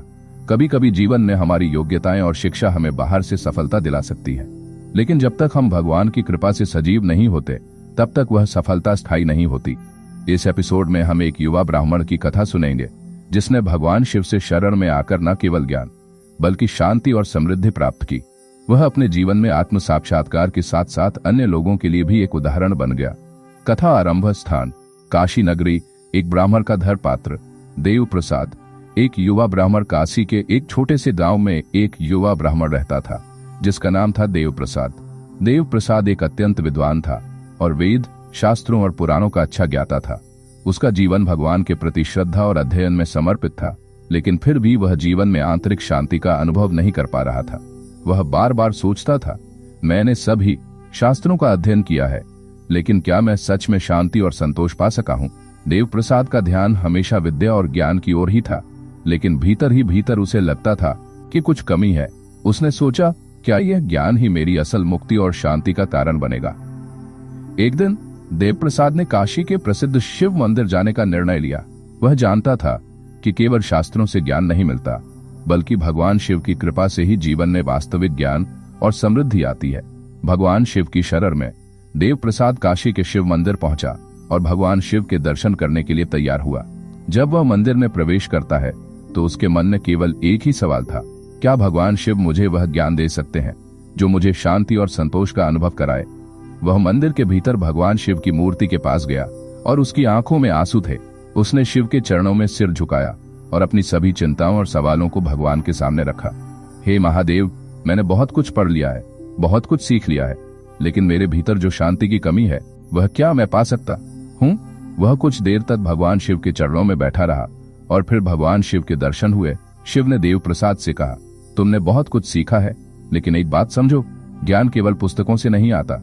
वह तब आता है जब तुम्हारा हृदय शुद्ध हो और तुम्हारी मानसिकता पूरी तरह से समर्पित हो। शिव का उपदेश। भगवान शिव ने देव प्रसाद को आगे कहा, तुम्हारा मन भौतिक ज्ञान में डूबा हुआ है, लेकिन असली ज्ञान वह है जो आत्मा में होता है। जब तुम अपनी शरणागतता और श्रद्धा को भगवान के प्रति समर्पित करते हो तो वह ज्ञान तुम्हारे भीतर प्रकट होता है। शिव ने आगे कहा, ज्ञान केवल पुस्तकें और शास्त्रों में नहीं मिलता, बल्कि वह जीवन के अनुभवों में और भगवान के प्रति श्रद्धा में छिपा होता है। जब तुम सच्ची भक्ति और समर्पण से मुझे अपने हृदय में महसूस करते हो, तभी असली ज्ञान तुम्हारे भीतर आता है। देव प्रसाद ने भगवान शिव के शब्दों को ध्यान से सुना और उसे समझ में आ गया कि ज्ञान का वास्तविक स्रोत भगवान शिव की शरण में है, न कि केवल शास्त्रों और पुस्तकों में देव प्रसाद का परिवर्तन। देव प्रसाद ने भगवान शिव से वचन लिया कि वह अपने जीवन में अब केवल भौतिक ज्ञान की खोज नहीं करेगा, बल्कि वह भगवान शिव की शरण में रहकर सत्य और शांति की खोज करेगा। उसने अपने जीवन को भगवान के प्रति समर्पित कर दिया और अब हर दिन अपनी भक्ति और ध्यान में शिव को महसूस करता था। कुछ समय बाद देव प्रसाद को महसूस हुआ कि उसकी मानसिक स्थिति में बदलाव आया है। पहले जहां वह शांति के लिए बाहरी स्रोतों की तलाश करता था, वहीं अब वह भीतर से संतुष्ट था। उसे अब जो ज्ञान प्राप्त हुआ वह न केवल शास्त्रों से बल्कि भगवान शिव की कृपा से था। भगवान शिव के आशीर्वाद से समृद्ध देव प्रसाद का जीवन अब बदल चुका था। वह न केवल आत्मिक रूप से समृद्ध हो चुका था, बल्कि उसके जीवन में भौतिक समृद्धि भी आई। वह पहले एक साधारण ब्राह्मण था, लेकिन अब वह एक प्रसिद्ध विद्वान और संत के रूप में जाना जाने लगा। लोग उसकी शिक्षा और उपदेशों से लाभ उठाने लगे। देव प्रसाद ने भगवान शिव की उपासना से पाया गया ज्ञान और शांति न केवल अपने जीवन में बल्कि अन्य लोगों के जीवन में भी बांटना शुरू किया। उसकी विद्या अब शास्त्रों से परे थी। वह जीवन के सत्य और भगवान शिव के आशीर्वाद से प्राप्त ज्ञान का प्रचार करता था। लोग उसे सुनने आते और वह उन्हें यही सिखाता, ज्ञान और समृद्धि केवल बाहरी साधनों से नहीं बल्कि भगवान शिव की कृपा से मिलती है। जीवन की शिक्षा। ज्ञान का वास्तविक स्रोत भगवान शिव की शरण में है। केवल बाहरी शास्त्र और पुस्तकों से ज्ञान नहीं मिलता, बल्कि भगवान की उपासना और भक्ति से वह ज्ञान मिलता है जो आत्मा को शांति और संतोष प्रदान करता है। श्रद्धा और समर्पण से वास्तविक ज्ञान की प्राप्ति होती है। जब हम भगवान के प्रति पूरी श्रद्धा और समर्पण से जुड़ते हैं तो हमें वह ज्ञान प्राप्त होता है जो जीवन को सही दिशा में मार्गदर्शन करता है। भगवान शिव की उपासना से समृद्धि और शांति प्राप्त होती है। जब हम अपने जीवन को भगवान के प्रति समर्पित करते हैं तो हमें न केवल आत्मिक शांति मिलती है बल्कि भौतिक समृद्धि भी हमारे पास आती है। शिव ने हमें यह सिखाया कि ज्ञान केवल शास्त्रों से नहीं बल्कि भगवान की कृपा से मिलता है। एपिसोड 9। विषय, कैसे भगवान शिव ने एक ब्राह्मण को उसकी आंतरिक शक्ति का आभास कराया और उसे जीवन के उद्देश्य का पता चला। शीर्षक, कैसे भगवान शिव ने एक ब्राह्मण को उसकी आंतरिक शक्ति का आभास कराया और उसे जीवन के उद्देश्य का पता चला। प्रस्तावना, हर इंसान के भीतर एक अदृश्य शक्ति होती है जिसे अगर पहचाना जाए तो वह व्यक्ति असाधारण कार्य करने में सक्षम हो सकता है। इस एपिसोड में हम सुनेंगे एक ब्राह्मण की कथा जिसे भगवान शिव ने अपनी कृपा से उसकी आंतरिक शक्ति का आभास कराया और उसे अपने जीवन के उद्देश्य को पहचानने का मार्ग दिखाया। कथा आरंभ। स्थान, अयोध्या नगरी। एक प्रसिद्ध ब्राह्मण का धर्मपात्र। रामकृष्ण, एक ब्राह्मण। अयोध्या नगरी में एक प्रसिद्ध ब्राह्मण रहता था जिसका नाम था रामकृष्ण। रामकृष्ण अत्यंत धार्मिक था और उसका जीवन पूरी तरह से वेद, शास्त्रों और उपनिषदों के अध्ययन में व्यतीत हो रहा था। वह जीवन के हर पहलू में एक आदर्श ब्राह्मण था, लेकिन अंदर ही अंदर उसे यह महसूस हो रहा था कि कुछ कमी है। वह अक्सर सोचता था, मैंने ज्ञान प्राप्त किया है, लेकिन क्या मेरा जीवन केवल अध्ययन और पूजा पाठ के लिए है? क्या मेरा जीवन इसका ही उद्देश्य है? रामकृष्ण को जीवन में उद्देश्य की खोज थी। वह जानता था कि ज्ञान प्राप्त करना और भगवान की पूजा करना बहुत महत्वपूर्ण है, लेकिन उसे एक गहरी शांति की आवश्यकता थी जो केवल बाहरी पूजा से नहीं मिल सकती थी। भगवान शिव की उपासना। एक दिन रामकृष्ण ने अपने मन की स्थिति को भगवान शिव के सामने रखा। उसने सोचा, अगर कोई है जो मेरे जीवन के उद्देश्य का मार्ग दिखा सकता है तो वह केवल भगवान शिव हो सकते हैं। रामकृष्ण ने दिन रात 1 महीने तक भगवान शिव की कठोर उपासना की। वह सच्चे हृदय से भगवान शिव की मूर्ति के सामने बैठकर ध्यान करता और भगवान से आशीर्वाद की प्रार्थना करता था। वह जानता था कि भगवान शिव ही वह परम शक्ति है जो जीवन के हर पहलू को जानने में मदद कर सकते हैं। उसने कहा, हे महादेव, मेरा जीवन मेरे ज्ञान से परे है। मुझे मेरी आंतरिक शक्ति का आभास कराओ और मुझे मेरे जीवन के उद्देश्य का मार्ग दिखाओ। भगवान शिव का आशीर्वाद। रामकृष्ण की कठिन उपासना से प्रसन्न होकर भगवान शिव ने उसे स्वप्न में दर्शन दिए। शिव ने कहा, रामकृष्ण, तुमने मुझसे बहुत कुछ मांगा, लेकिन तुम्हारे भीतर जो शक्ति है वह तुमसे अनजानी है। तुमने अपनी आत्मा में गहरी शांति की तलाश की है, पर तुम्हारे भीतर ही वह शक्ति है जो तुम्हें सत्य की ओर मार्गदर्शन कर सकती है। रामकृष्ण को यह सुनकर आश्चर्य हुआ। भगवान शिव ने आगे कहा, तुम एक साधारण ब्राह्मण नहीं हो, तुम एक महान आत्मा हो। तुम्हारे भीतर जो ऊर्जा है वह तुमसे ही जुड़े रहने के कारण तुम पहचान नहीं पाते हो। तुम्हें अपने भीतर की शक्ति को पहचानने की आवश्यकता है। यही तुम्हारा उद्देश्य है, और जब तुम इसे पहचान लोगे तो तुम्हारा जीवन पूर्ण और समृद्ध हो जाएगा। रामकृष्ण ने भगवान शिव के शब्दों को समझा और उसने अपनी आंतरिक शक्ति की खोज शुरू कर दी। रामकृष्ण की आंतरिक यात्रा। भगवान शिव के आशीर्वाद से रामकृष्ण को एहसास हुआ कि उसकी आंतरिक शक्ति केवल ज्ञान में नहीं, बल्कि उसके भीतर की श्रद्धा और समर्पण में छिपी है। वह अब जानने लगा कि जीवन का उद्देश्य केवल बाहरी दुनिया में नहीं, बल्कि आत्मा के भीतर की खोज में है। वह दिन रात आत्मचिंतन और ध्यान करता, और धीरे धीरे उसे अपने भीतर की अदृश्य शक्ति का आभास होने लगा। रामकृष्ण अब समझने लगा था कि उसे केवल पुस्तकें नहीं, बल्कि अपने आत्मविश्वास और आंतरिक ऊर्जा का उपयोग करना था। उसकी पूजा अब एक मानसिक और आध्यात्मिक साधना बन रही थी, जहां वह भगवान शिव से एकात्मता का अनुभव करता था। भगवान शिव का उपदेश। एक दिन जब रामकृष्ण पूरी श्रद्धा से भगवान शिव की पूजा कर रहा था, तो भगवान शिव ने फिर से उसे दर्शन दिए और कहा, रामकृष्ण, तुमने सही दिशा में अपनी यात्रा शुरू की है। जीवन का उद्देश्य किसी बाहरी उद्देश्य से नहीं, बल्कि आत्मज्ञान और आत्म प्रकाश से जुड़ा हुआ है। तुम्हारे भीतर जो शक्ति है वह तुम्हारे हृदय से जुड़ी है, और जब तुम इसे पहचानते हो तो तुम्हारे जीवन की दिशा स्पष्ट हो जाती है। भगवान शिव ने आगे कहा, जीवन में उद्देश्य तब पूरा होता है जब व्यक्ति अपनी आंतरिक शक्ति और ज्ञान को पहचानता है। तुम्हारे भीतर वह शक्ति है जो न केवल तुम्हारे जीवन को पूर्ण करती है, बल्कि अन्य लोगों की मदद भी करती है। जब तुम अपने उद्देश्य को समझ लोगे तो तुम्हारा जीवन साधना और सेवा का माध्यम बन जाएगा। रामकृष्ण का जीवन बदलता है। रामकृष्ण ने भगवान शिव के उपदेश को पूरी तरह से आत्मसात किया। अब वह न केवल अपने आत्मज्ञान में रुचि रखने वाला व्यक्ति था, बल्कि वह दूसरों के लिए भी एक मार्गदर्शक बन गया। उसने जीवन का उद्देश्य पहचान लिया, अपनी आंतरिक शक्ति का जागरण और ध्यान द्वारा आत्मज्ञान प्राप्त करना। रामकृष्ण अब न केवल उपदेश देता, बल्कि वह लोगों को उनकी आंतरिक शक्ति पहचानने में भी मदद करता। उसकी पूजा अब एक साधना बन चुकी थी, जिसमें वह न केवल अपने जीवन को भगवान शिव के प्रति समर्पित करता था, बल्कि दूसरों के जीवन को भी सही दिशा में मार्गदर्शन करता था। जीवन की शिक्षा। आंतरिक शक्ति का जागरण ही जीवन का उद्देश्य है। जीवन में सच्ची शांति और समृद्धि तब आती है जब हम अपनी आंतरिक शक्ति को पहचानते हैं और उसका उपयोग सही दिशा में करते हैं। ज्ञान का वास्तविक स्रोत आत्मा में है। बाहरी ज्ञान से परे हमें अपनी आंतरिक शक्ति और आत्मज्ञान की खोज करनी चाहिए। भगवान शिव की कृपा से हम अपनी शक्ति को पहचान सकते हैं। जब हम भगवान शिव के प्रति श्रद्धा और समर्पण से जुड़ते हैं तो हमें अपनी असल शक्ति और जीवन का उद्देश्य पता चलता है। एपिसोड 10। विषय, कैसे भगवान शिव ने एक साधु को अपने जीवन के उद्देश्य की पहचान दी और उसे पूर्णता का अनुभव कराया। शीर्षक, कैसे भगवान शिव ने एक साधु को अपने जीवन के उद्देश्य की पहचान दी और उसे पूर्णता का अनुभव कराया। प्रस्तावना, कभी कभी जीवन में जब हम सभी बाहरी साधनों से दूर होते हैं, तब हमारी आत्मा की गहराई में जाकर हम अपने असली उद्देश्य को पहचान सकते हैं। इस एपिसोड में हम एक साधु की कथा सुनेंगे जिसे भगवान शिव ने अपनी कृपा से उसके जीवन का उद्देश्य बताया और उसे पूर्णता का आभास कराया। यह कथा हमें सिखाती है कि जब हम भगवान की शरण में आते हैं तो हमें न केवल शांति मिलती है बल्कि हमारे जीवन के सच्चे उद्देश्य का भी आभास होता है। कथा आरंभ। स्थान हिमालय की एक गुफा। एक साधु का आश्रम। पात्र हरिदास। एक साधु हिमालय की एक गुफा में एक साधु तपस्या में लीन था जिसका नाम था हरिदास। हरिदास बहुत समय से हिमालय में ध्यान और साधना में लीन था, लेकिन उसे जीवन में एक खालीपन का एहसास हो रहा था। वह सोचता था, मैंने इतने वर्षों तक तपस्या की है, लेकिन क्या इसका उद्देश्य सिर्फ शांति पाना है? क्या मेरे जीवन का यही असली उद्देश्य है? हरिदास के मन में यह सवाल उठने लगा था कि वह अपने जीवन के उद्देश्य को पूरी तरह से क्यों नहीं समझ पा रहा था। उसने बहुत समय तक ध्यान और तपस्या की, लेकिन वह अंदर से अभी भी अधूरा महसूस करता था। भगवान शिव का आशीर्वाद। एक दिन जब हरिदास गुफा में ध्यान मग्न था, भगवान शिव ने उसे स्वप्न में दर्शन दिए।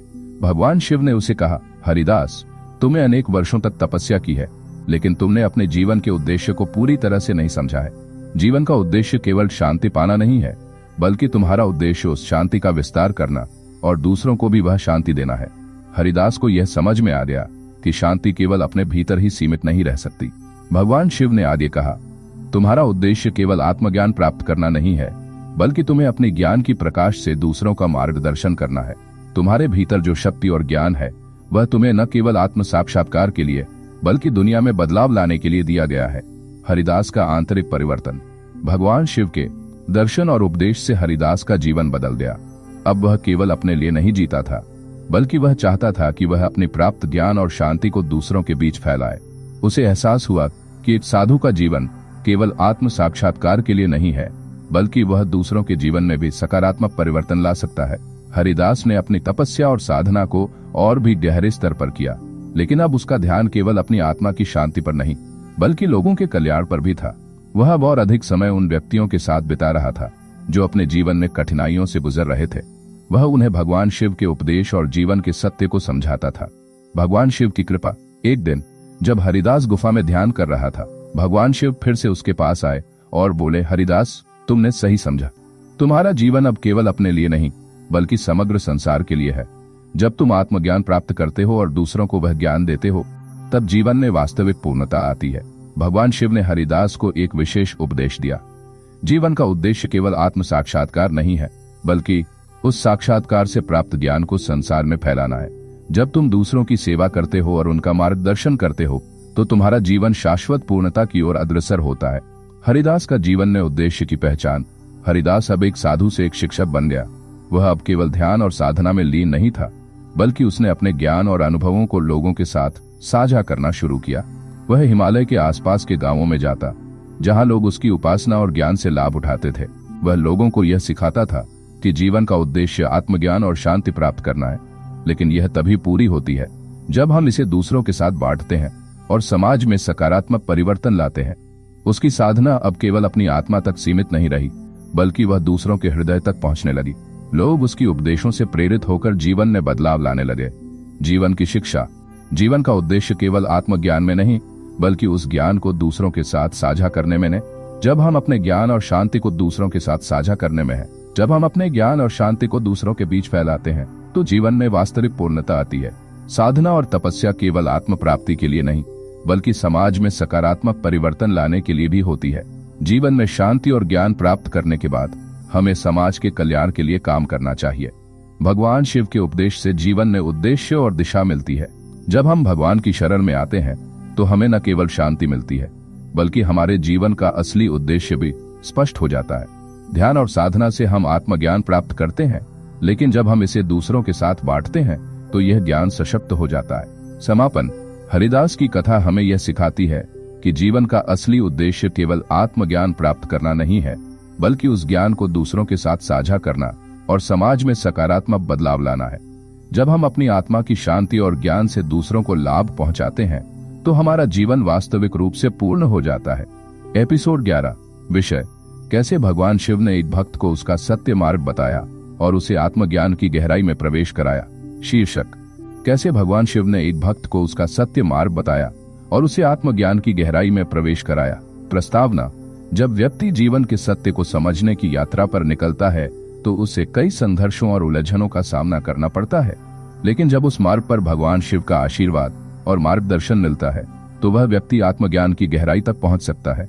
इस एपिसोड में हम सुनेंगे एक भक्त की कथा जिसे भगवान शिव ने अपने दर्शन से सत्य का मार्ग दिखाया और उसे आत्मज्ञान की गहराई में प्रवेश कराया। कथा आरंभ। स्थान काशी नगरी। भगवान शिव का मंदिर। पात्र सुशील। एक भक्त। काशी नगरी में एक भक्त रहता था जिसका नाम था सुशील। सुशील एक साधारण व्यक्ति था, लेकिन उसमें एक विशेष बात थी। वह जीवन के उद्देश्य को समझने के लिए निरंतर प्रयासरत रहता था। वह समय समय पर भगवान शिव के मंदिर में जाता, लेकिन फिर भी उसके मन में एक खालीपन था। वह सोचता था, मैं पूजा करता हूँ, लेकिन क्या मेरी पूजा का उद्देश्य सिर्फ भगवान से कुछ प्राप्त करना है? क्या मैं अपने जीवन के वास्तविक उद्देश्य को समझ पा रहा हूँ? सुशील भगवान शिव की पूजा करता था, लेकिन उसे अंदर से एक गहरी तृप्ति का अनुभव नहीं हो रहा था। वह जानता था कि पूजा और भक्ति में कुछ विशेष है, लेकिन उसे यह समझने में कठिनाई हो रही थी कि असली पूजा क्या है और उसका जीवन का उद्देश्य क्या है। भगवान शिव का दर्शन। एक दिन जब सुशील काशी में भगवान शिव के मंदिर में पूजा कर रहा था, भगवान शिव ने उसे स्वप्न में दर्शन दिए।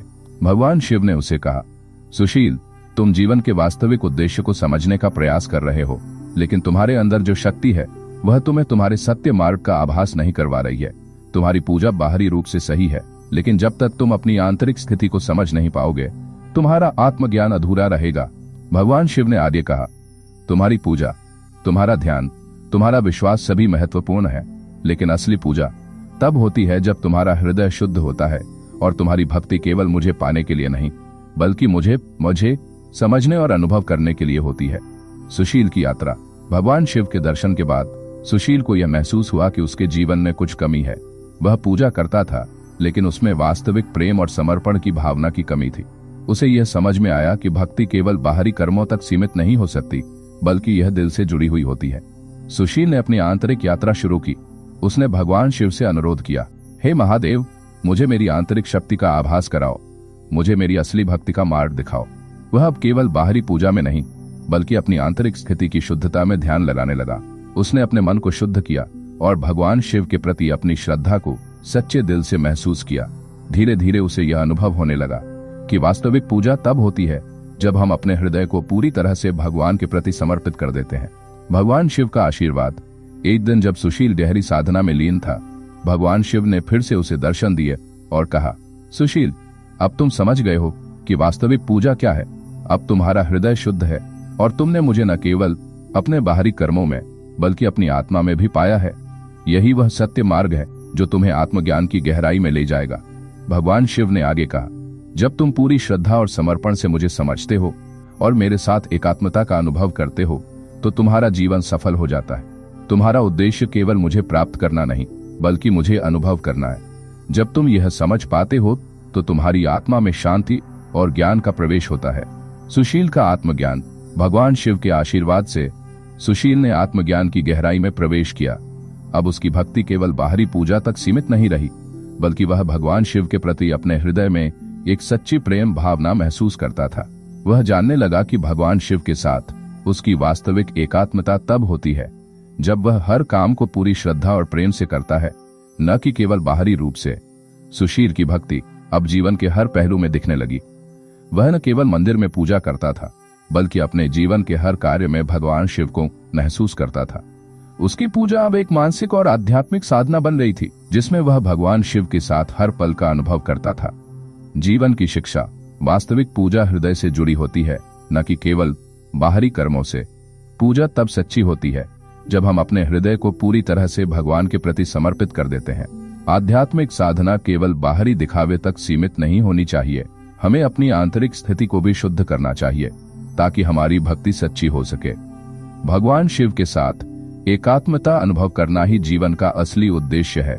जब हम भगवान के साथ एकात्मता महसूस करते हैं तो हम आत्मज्ञान की गहराई में पहुंच सकते हैं। भक्ति और प्रेम का मार्ग सबसे महत्वपूर्ण है। जीवन में प्रेम और भक्ति को सच्चे हृदय से अनुभव करना सबसे आवश्यक है, क्योंकि यही हमें आत्मज्ञान की ओर ले जाता है। समापन।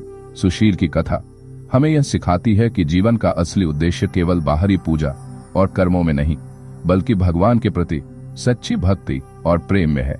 जब हम अपने हृदय को शुद्ध करते हैं और पूरी श्रद्धा से भगवान शिव के साथ एकात्मता का अनुभव करते हैं, तब हमारा जीवन एक नई दिशा में अग्रसर होता है।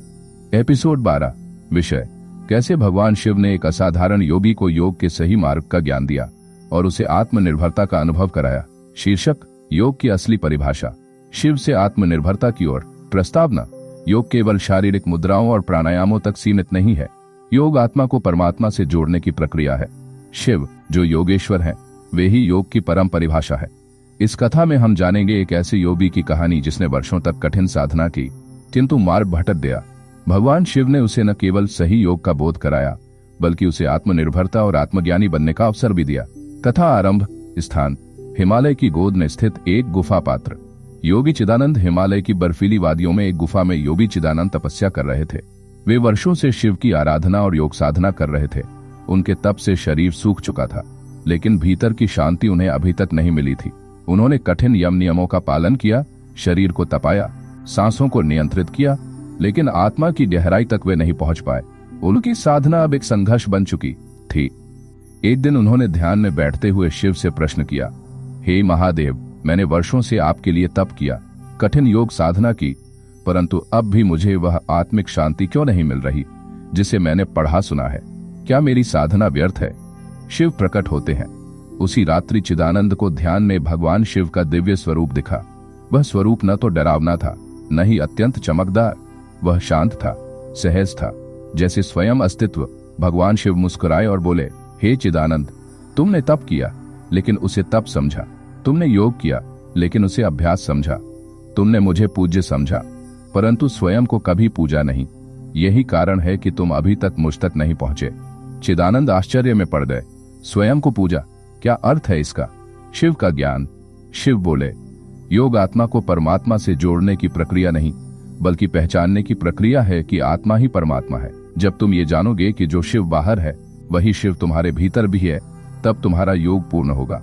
तुमने अपनी साधना को लक्ष्य बना लिया, लेकिन साधना का उद्देश्य है साधक का विलय, न कि सिद्धि की गिनती। तुम अब तक मुझसे कुछ पाना चाहते थे। जब तुम मुझे केवल अनुभव करना चाहोगे, बिना कुछ मांगे, तभी तुम मेरे समीप आओगे।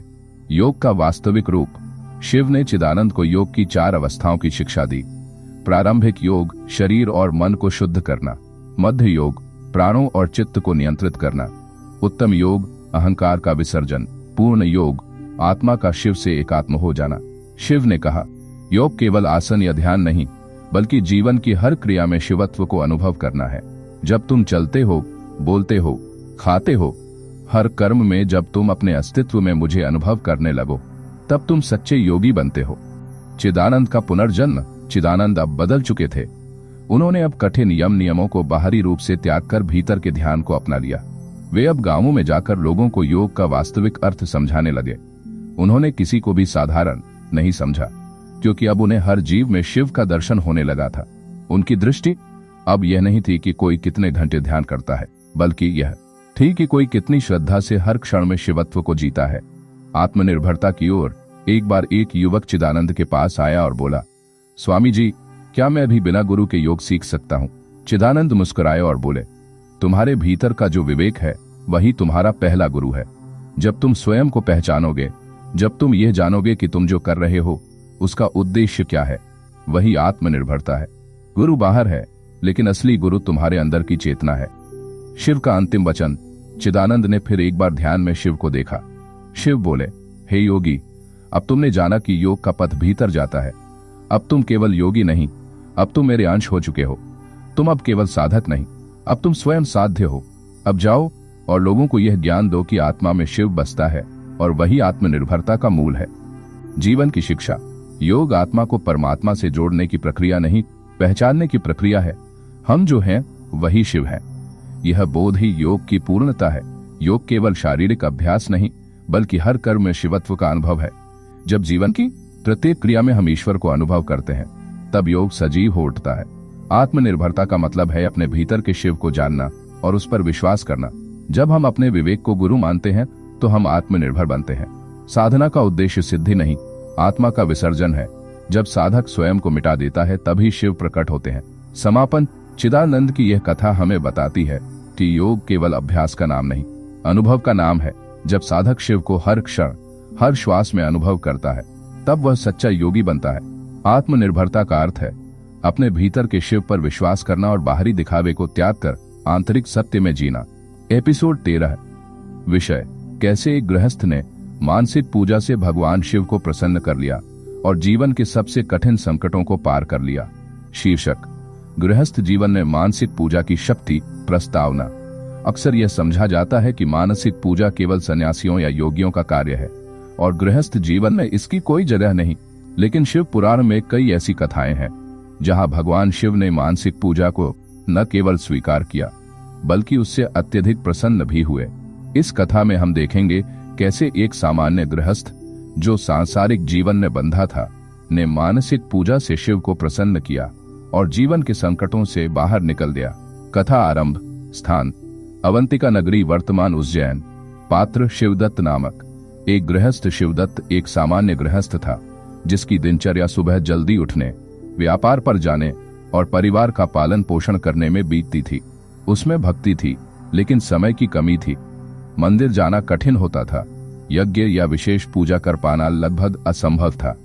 परंतु उसके भीतर एक आग थी, भगवान शिव के प्रति गहरी श्रद्धा। वह प्रतिदिन प्रातः उठकर स्नान करके अपने घर में एक शांत कोने में बैठता और मानसिक पूजा करता। मानसिक पूजा का प्रारूप। शिवदत्त ने कभी कोई मूर्ति स्थापित नहीं की। उसके पास चंदन, फूल, धूप, दीप, नैवेद्य जैसी पूजा सामग्री नहीं थी। उसने अपनी आंखें बंद करके अपनी कल्पना में एक दिव्य शिवलिंग की स्थापना की। उसकी मानसिक पूजा इस प्रकार थी। पहले वह अपने हृदय में कल्पना करता कि उसने गंगा जल से शिवलिंग को स्नान कराया। फिर वह पुष्प अर्पित करता जो वह अपने भीतर उगाता। वह भस्म और चंदन लगाता जो उसके मन की तपस्या से उपजा होता। फिर वह मानसिक रूप से बेलपत्र अर्पित करता, 3 पत्तों में त्रिगुणों का प्रतीक। अंत में वह मंत्र पढ़ता, ओम नमः शिवाय। यह सब वह केवल 10 मिनट में करता, परंतु पूर्ण समर्पण और एकाग्रता से। गृहस्थ जीवन के संघर्ष। शिवदत्त के जीवन में संकटों की कमी नहीं थी। व्यापार घाटे में था, पुत्र बीमार रहते थे और कर्ज का बोझ बढ़ता जा रहा था। एक दिन उसकी पत्नी बोली, आप तो पूजा पाठ में लगे रहते हैं लेकिन घर का तो हाल देखिए। न पैसा आ रहा है न सुख। क्यों ना आप ये सब बंद करके पूरा ध्यान व्यापार पर लगाएं। शिवदत्त शांत रहे। उन्होंने उत्तर दिया, मैंने शिव से कभी कुछ नहीं मांगा, केवल उन्हें याद किया है। संकट आते हैं तो उन्हें सौंप देता हूँ। मेरा मन कहता है वह मुझे गिरने नहीं देंगे। मानसिक पूजा की परीक्षा। एक दिन शिवदत्त के घर आग लग गई। घर का सारा सामान जल गया। वह और उसका परिवार किसी तरह बच निकले। अब तो पड़ोसियों ने भी कहना शुरू कर दिया, भक्त बनकर क्या मिला, शिव को रोज याद करता है। फिर भी ऐसा हाल। शिवदत्त सब सुनता रहा। उसी रात वह जला हुआ आंगन साफ करके राख पर बैठ गया। उसने आंखें बंद की और पहले की तरह पूजा शुरू कर दी। अब की बार उसने शिवलिंग को भस्म से स्नान कराया जो अब उसके जीवन का यथार्थ था। फूल के स्थान पर राख चढ़ाई, नैवेद्य के स्थान पर आंसू अर्पित किए और फिर बोला, हे भोलेनाथ, यह मेरी भक्ति की असली परीक्षा है। अब मैं न मांगूंगा न रोऊंगा, बस आपको याद करता रहूंगा। भगवान शिव का प्रकट होना। उसी रात्रि स्वप्न में भगवान शिव प्रकट हुए। वे मुस्कुराए और बोले, शिवदत्त, तुम्हारी मानसिक पूजा से मैं वर्षों से संतुष्ट हूँ, परंतु आज तुमने अपनी श्रद्धा से मुझे बांध लिया। तुमने जब कुछ नहीं था तब भी मुझे उसी भक्ति से अर्पित किया। यही सच्ची पूजा है। मैंने तुम्हें इन संकटों से नहीं बचाया क्योंकि मैं तुम्हें अपने निकट लाना चाहता था। आज तुम मेरी वास्तविक उपासना में स्थित हो चुके हो। शिव ने आशीर्वाद दिया, तुम्हारा व्यापार फिर से खड़ा होगा, संतानों को दीर्घायु प्राप्त होगी और तुम्हारा घर शिवमय हो जाएगा। जीवन में परिवर्तन। अगले ही दिन एक पुराने मित्र ने शिवदत्त को आर्थिक सहायता दी। व्यापार फिर से चल पड़ा। पत्नी का हृदय बदल गया। वह अब शिव भक्तिनी बन गई और शिवदत्त की संतानें स्वस्थ होने लगीं। परंतु सबसे बड़ा परिवर्तन था शिवदत्त के भीतर। अब उसकी भक्ति चुप थी परंतु गहन। वह किसी को दिखाने के लिए पूजा नहीं करता था। वह हर सांस में ओम नमः शिवाय का जप करता, हर कर्म से पहले शिव का स्मरण करता। मानसिक पूजा का महत्व। कुछ वर्ष बाद शिवदत्त को एक पंडित ने पूछा, तुम तो मंदिर नहीं जाते, यज्ञ नहीं करते, फिर भी इतना आनंदमय जीवन कैसे जीते हो? शिवदत्त ने मुस्कुराते हुए उत्तर दिया, मैं प्रतिदिन शिव को फूल चढ़ाता हूँ। मेरे मन के फूल मैं हर दिन अभिषेक करता हूँ अपनी भावना के जल से, और मैं उन्हें अर्पित करता हूँ अपना प्रत्येक कार्य, हर क्षण। यही मेरी पूजा है। शिव पुराण का संदर्भ। शिव पुराण में कहा गया है, मानस पूज को भक्तन द्रष्टव्यन न तदर्पणम, यह मनसी पूजा कुर्यात समय प्रियतमो मुने। शिव पुराण विद्येश्वर संहिता। अर्थ, जो मन से पूजा करता है उसके द्वारा अर्पित वस्तु को नहीं, उसकी भावना को देखा जाता है। जो मन से मेरी पूजा करता है वह मुझे अत्यंत प्रिय है।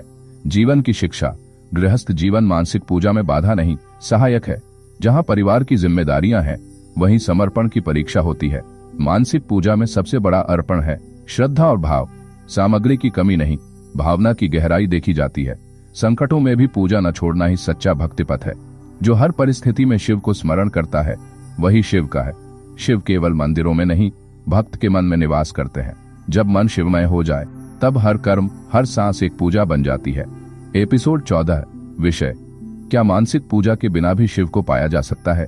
एक बालक की अविश्वसनीय कथा जो भक्ति से ऊपर पहुंचा। शीर्षक: निर्दोष प्रेम। जब पूजा नहीं, परंतु शिव स्वयं प्रकट हुए। प्रस्तावना: पूजा में नियम है, विधियां हैं, सामग्री है, लेकिन क्या हो यदि कोई न पूजा करना जानता हो, न मंत्र, न विधि, केवल एक मासूम प्रेम हो जिसमें कोई अपेक्षा न हो, बस एक निष्ठावान भाव हो। शिव पुराण की यह कथा बताती है कि जब प्रेम पूजा पूर्वक हो जाए, तब पूजा की आवश्यकता भी समाप्त हो जाती है। आज की कथा एक ऐसे बालक की है जो न मानसिक पूजा करता था, न बाह्य, फिर भी उसने शिव को पाया।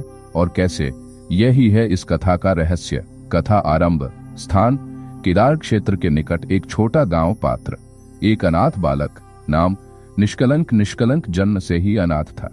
उसका कोई गुरु नहीं, कोई शिक्षा नहीं, न संस्कार सिखाने वाला कोई था। वह एक गौशाला में पला और गायों की सेवा करते करते बड़ा हुआ। गांव वाले उसे कभी दया से देखते, कभी हंसी से।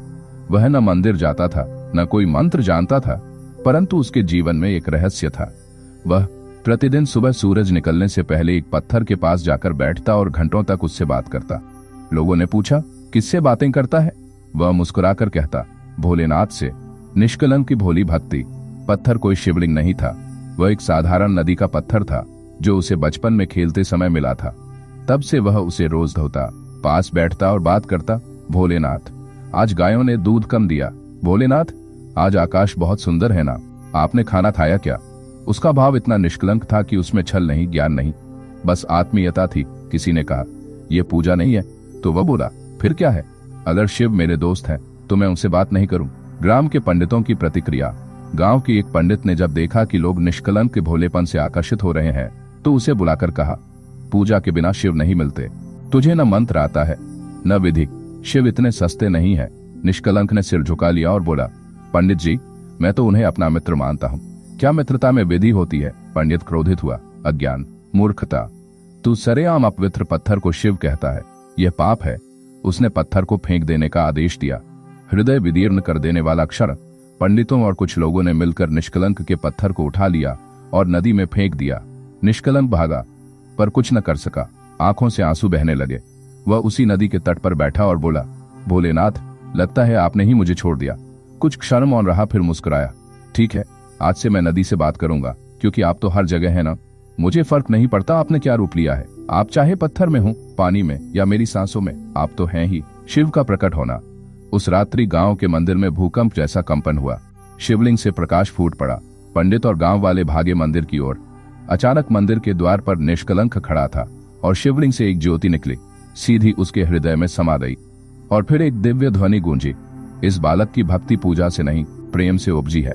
इसने मुझे कभी पूजा नहीं, परंतु मुझसे स्नेह किया, जो सबसे बड़ा योग है। जब हृदय में छल न हो, तब शिव स्वयं आ जाते हैं। गांव वालों का परिवर्तन। पंडित ने निष्कलंक के चरणों में गिरकर क्षमा मांगी। निष्कलंक ने उन्हें उठाया और कहा, मैं पंडित नहीं हूं, न ज्ञानी। मैं तो बस इतना जानता हूं कि जो अपने हृदय से बात करता है, वह कहीं का भी हो, भगवान उसका उत्तर जरूर देते हैं। शिव पुराण का समर्थन।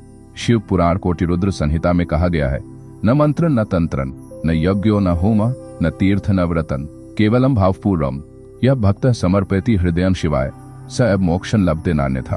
अर्थ, न मंत्र, न यज्ञ, न होम, न व्रत, केवल एक हृदय जिसमें प्रेम और समर्पण हो, वही शिव का सच्चा भक्त है, वही मोक्ष का अधिकारी है। जीवन की शिक्षा। भगवान को समझने के लिए ज्ञान की नहीं, प्रेम की आवश्यकता है। यदि हृदय शुद्ध है, तो पूजा के विधि विधान गौर हो जाते हैं। कभी कभी शिव स्वयं पत्थर में नहीं, हमारी बातों में प्रकट होते हैं। जब कोई उन्हें मित्र समझकर प्रेम करता है, तो वह स्वयं चलकर आते हैं। शिव केवल मंदिरों में नहीं, अपितु भावनाओं में भी वास करते हैं। जब हम उन्हें भीतर से पुकारते हैं, तो वे बाहर से उत्तर देते हैं। एक निर्दोष हृदय जो निष्कलंक है, वह स्वयं शिवमय होता है। इसलिए नाम, रूप, विधि के झगड़े छोड़कर प्रेम का मार्ग अपनाओ। समापन। इस कथा से यह स्पष्ट होता है कि मानसिक पूजा भी एक साधन है, परंतु निर्दोष प्रेम उससे भी ऊपर है। निष्कलंक जैसे बालक यह सिखाते हैं कि जब भक्ति सरल हो जाए तब वह प्रभावी हो जाती है।